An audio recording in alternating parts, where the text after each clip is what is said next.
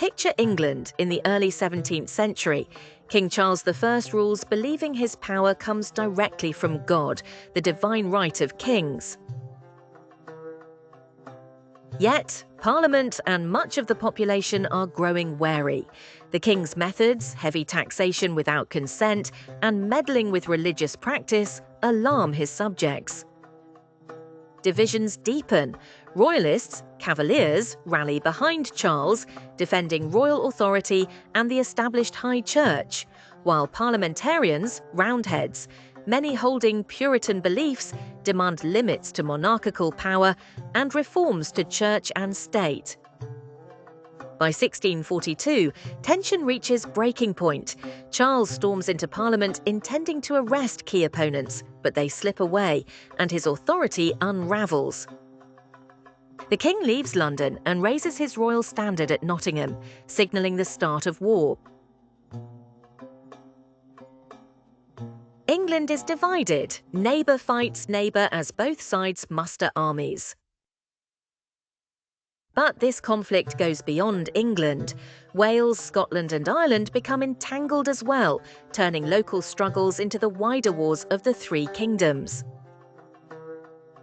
The First Civil War, 1642–1646, sees bitter battles like Edgehill and Marston Moor.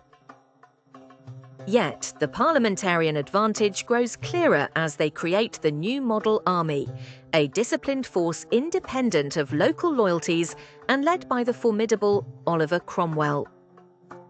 In 1645, the Battle of Naseby is fought. The Royalists suffer a crushing defeat. This becomes the turning point.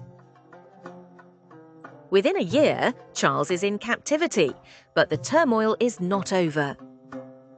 Amidst political disarray and failed negotiations, the Second Civil War flares up in 1648 as the king's supporters try and ultimately fail to regain power. The war's end sees an extraordinary event. In January 1649, Charles I is put on trial for treason against his own people.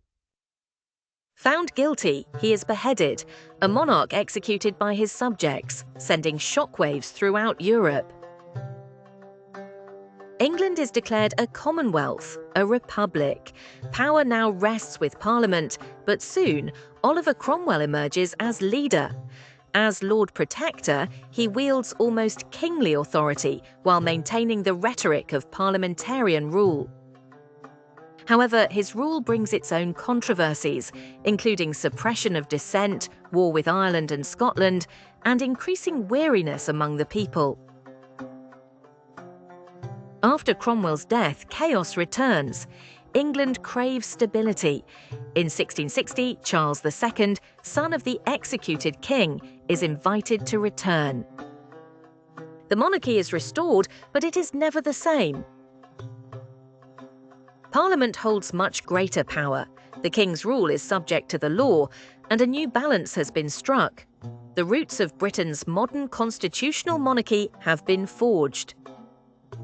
The English civil wars, though causing immense suffering and massive loss of life, reshape political life.